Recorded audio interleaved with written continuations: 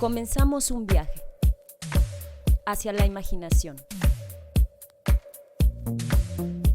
los sentidos, el descubrimiento, el asombro, hacia el arte, el destino, Ítaca.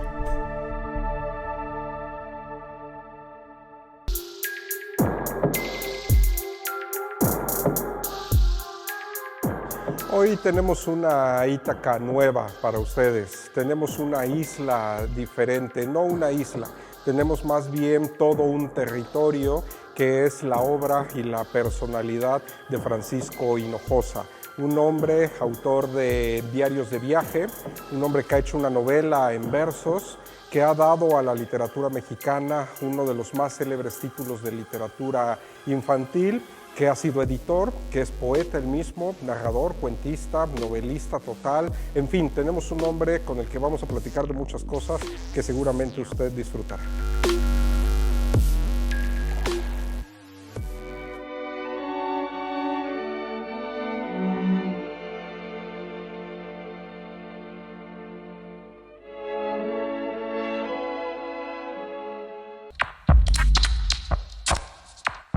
Me gustaba mucho dibujar, tenía muchos problemas en la primaria y en la secundaria porque no atendía las clases y me la pasaba haciendo monitos.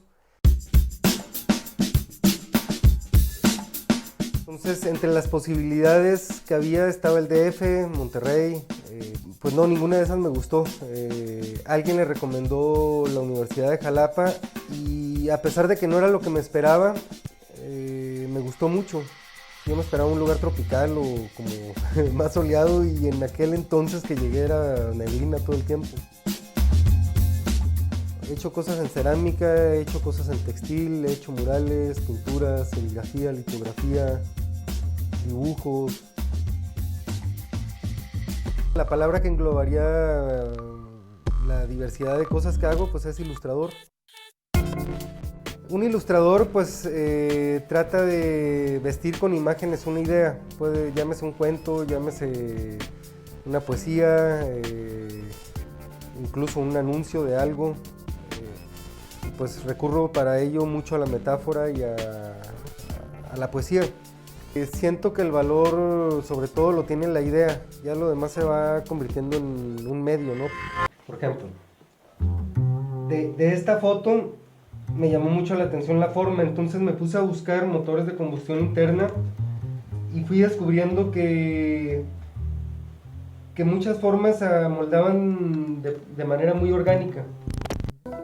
Dentro del bagaje que ya tengo, o del discurso, o de la simbología que he desarrollado, puedo estar aburrido en algún lugar y por ahí se me ocurre algo, que es así como comúnmente nace una idea, se me ocurre algo a partir de una situación que estoy viendo. Y si no tengo manera de dibujar en ese momento, apunto. Y la más común ahora, pienso yo, es la ilustración digital. Yo recurro muy poco a ello. Pertenezco a una generación que se formó todavía sin la computadora y pues le doy un valor a eso, entonces trato de llevar mi trabajo por ahí.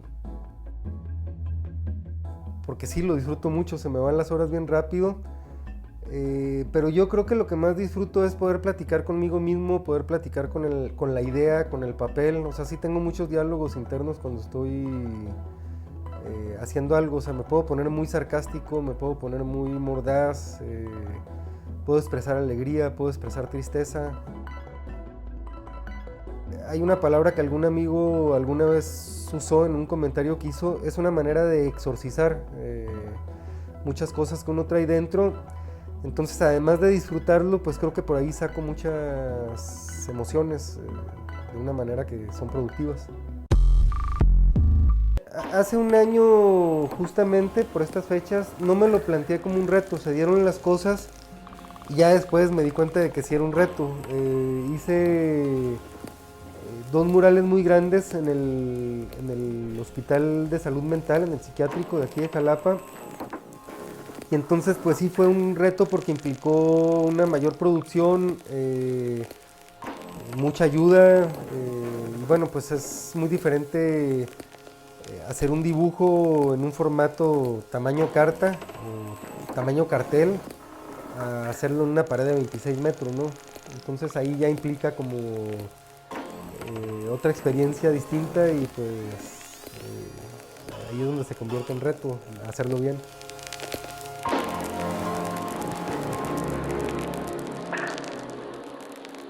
Tengo una necesidad casi como de comer o de dormir, de trabajar.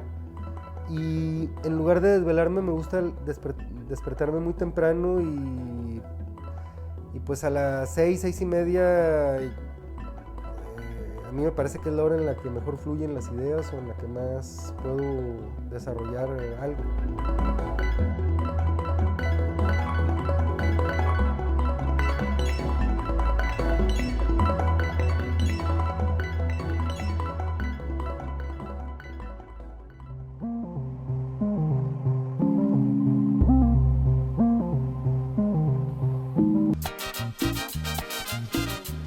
Buenas noches, muchísimas gracias por acompañarnos una vez más en un programa de Ítaca. En esta ocasión desde el puerto de Veracruz y sumamente felices porque tenemos como invitado a Francisco Hinojosa.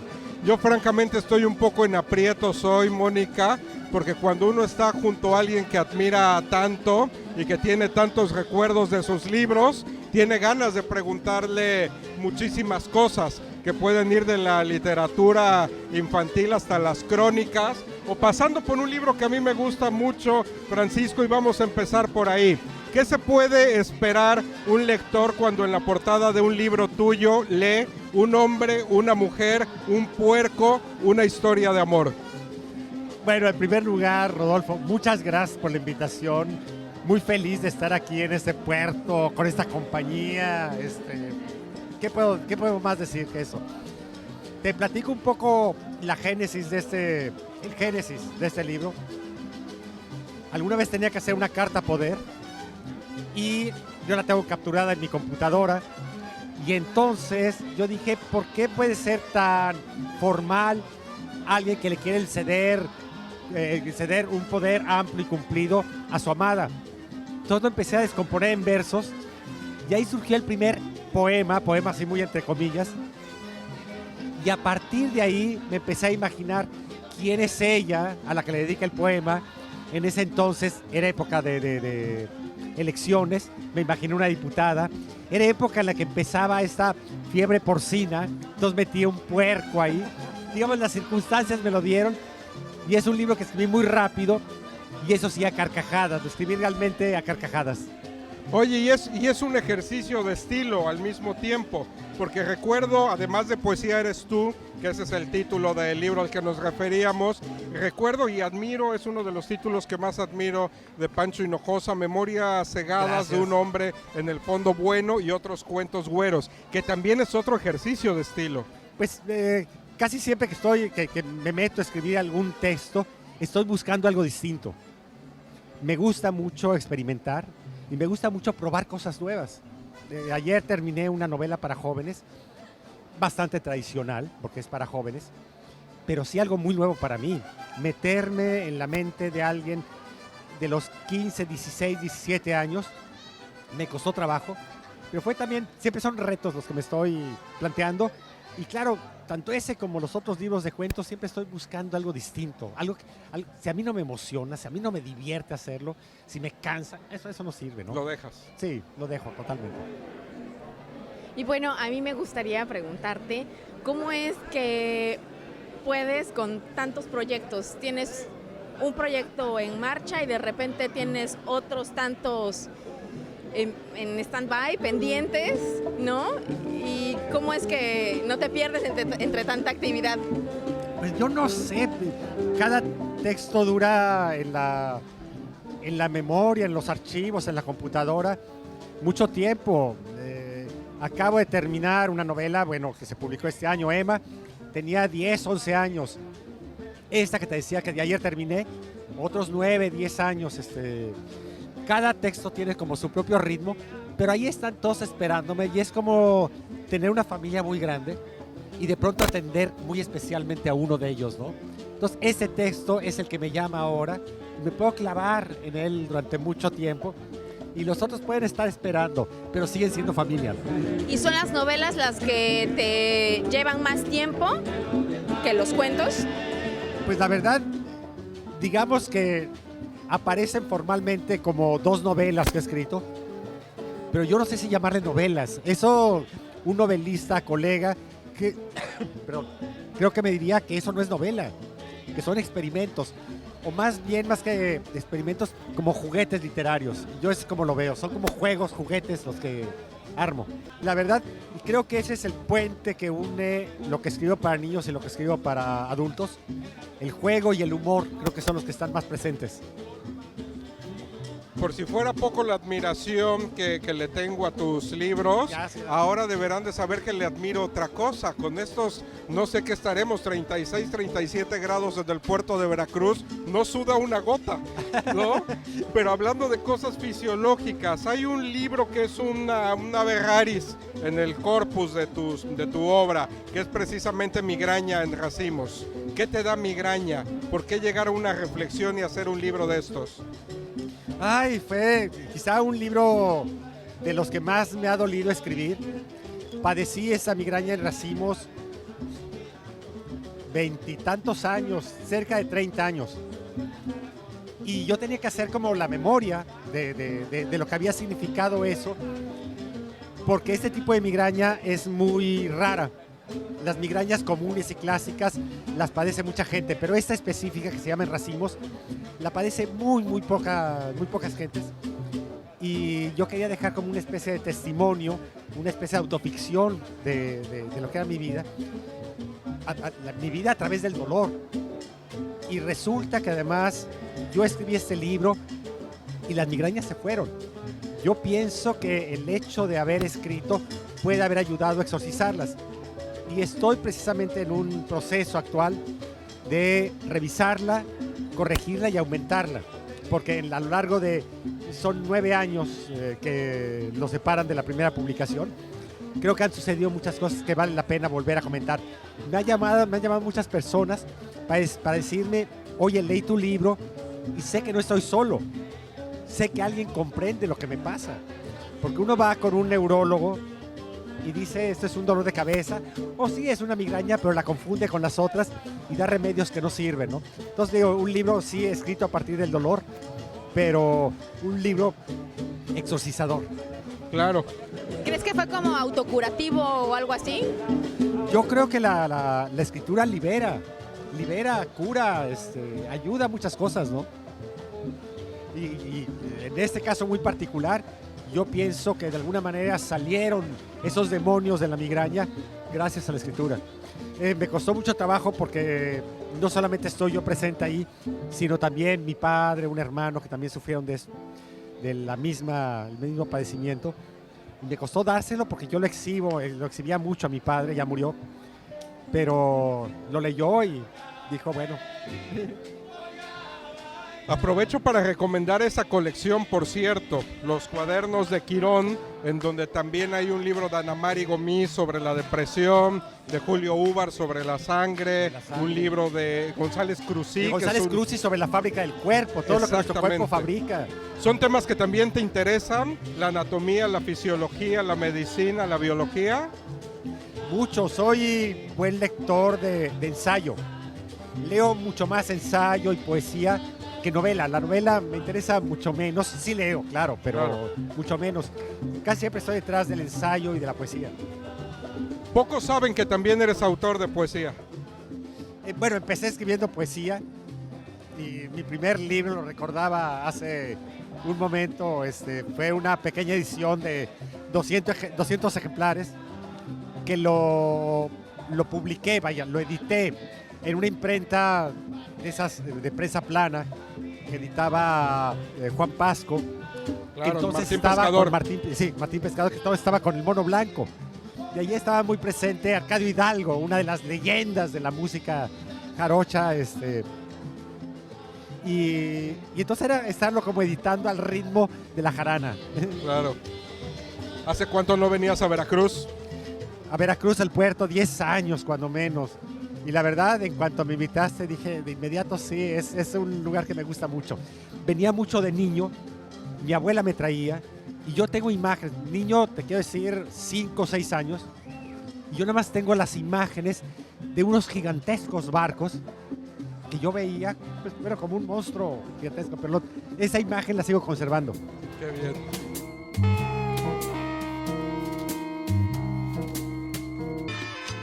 Siendo apenas un jovencito graduado de la secundaria, Ray Bradbury incursionó en la fama literaria en los años 50 en el volumen Crónicas Marcianas. Bradbury no solo escribió libros de ciencia ficción, sino también de corte policíaco.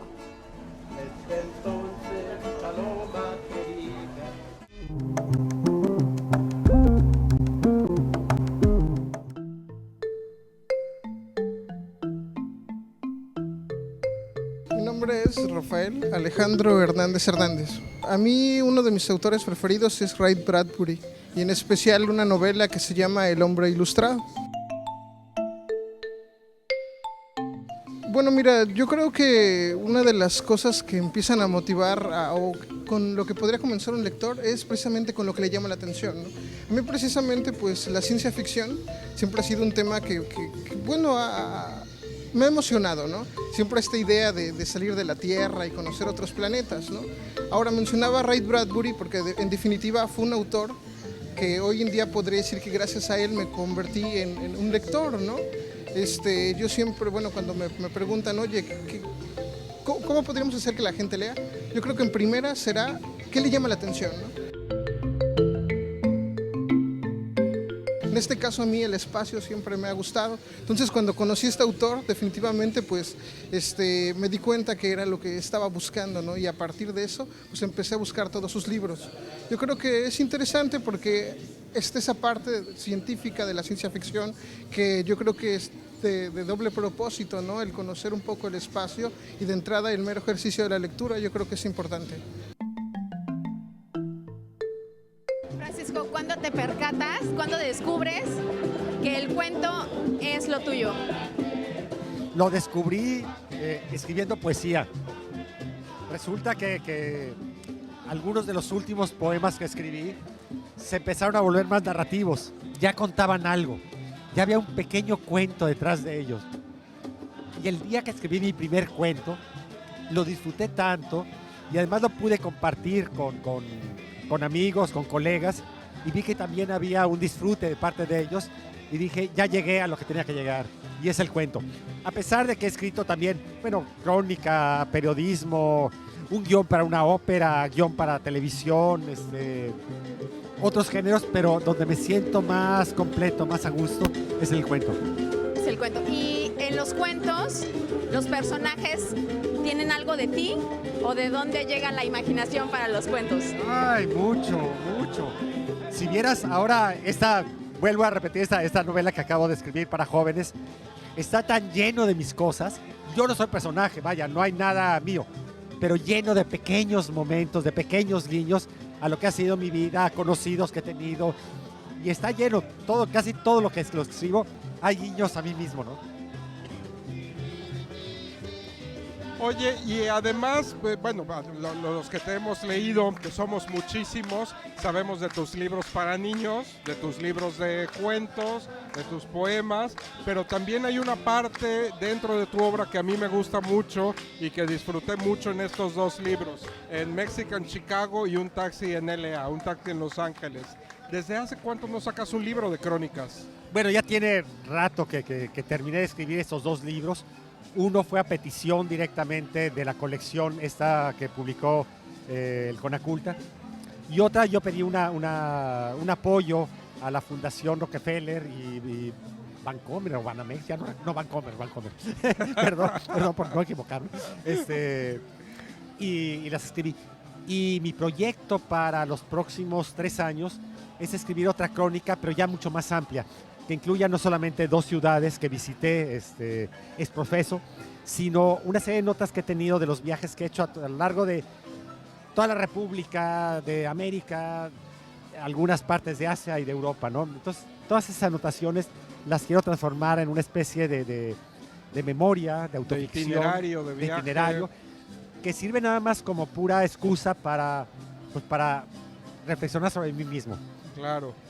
En esa reflexión sobre ti mismo, en esos viajes, en esos libros leídos, en fin, todo eso que digamos es intelectual o libresco o de apuntes, ¿en dónde queda esa parte del escritor? Uno pensaría que un escritor, o la imagen muchas veces que tenemos es la del escritor libresco, bibliómano, bibliófilo, etcétera. Pero me estabas diciendo que a ti te encanta la música sabrosa y que te gusta bailar. Claro, y además lo que quiero plasmar, digamos, en este libro es mucho más allá que una lista de lecturas y de autorreferencias, más la parte viva, ¿no? Lo que me gusta de visitar lugares como el propio puerto, ¿no? Y de la vida en sí misma. Eso me interesa mucho, el poder platicar acerca de eso, ¿no? Claro.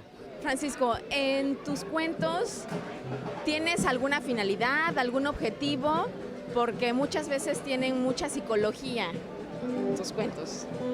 Pues la verdad, el único propósito real y verdadero es contar historias. Contar historias, divertirme al contarlas, experimentar en la forma de contarlas. Y en el caso de los niños no hay esta experimentación. Y sí hay, por supuesto, lo principal, el deseo de contar una historia que interese, que penetre en ese lector, que sea un niño, ¿no? El público infantil es un público de los más complejos, ¿no?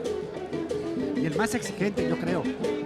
Yo creo que si una historia no les interesa, no los atrapa, si las ilustraciones no les dicen nada, hay cosas más importantes que hacer.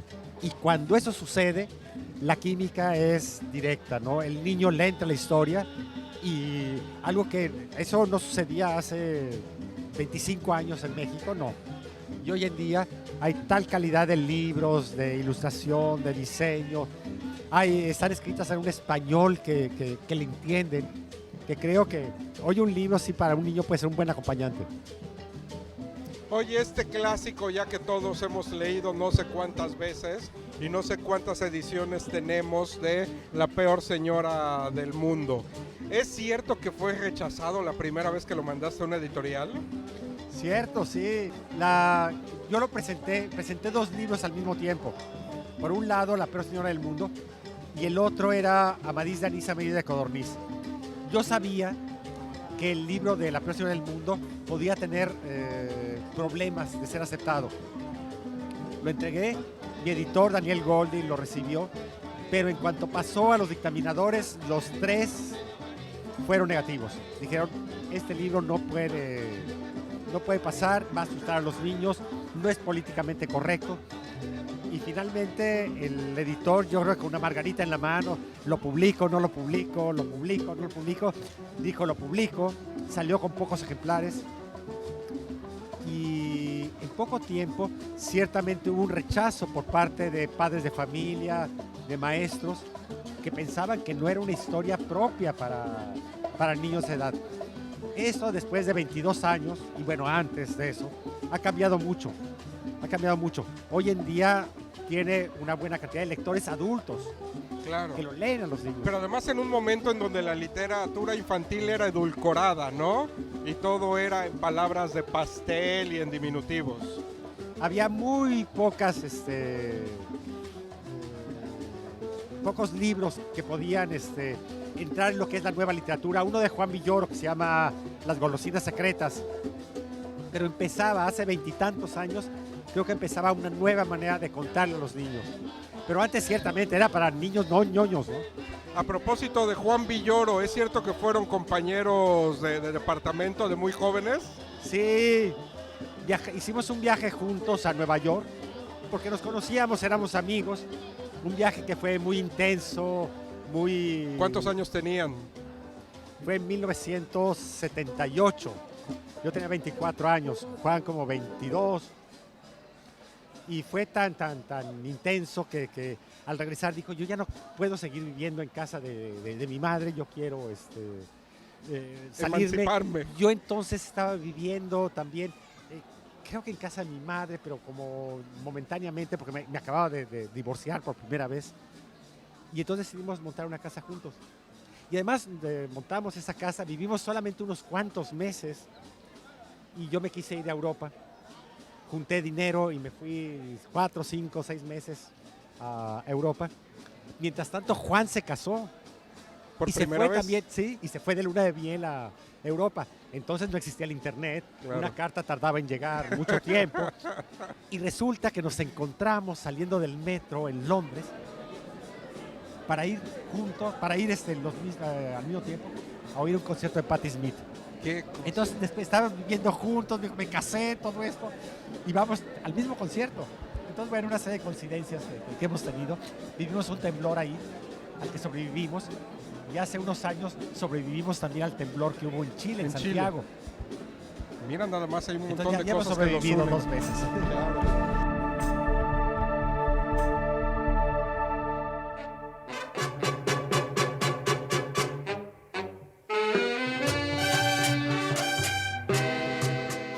Esperamos que haya disfrutado de esta plática con Francisco Hinojosa, tanto como nosotros.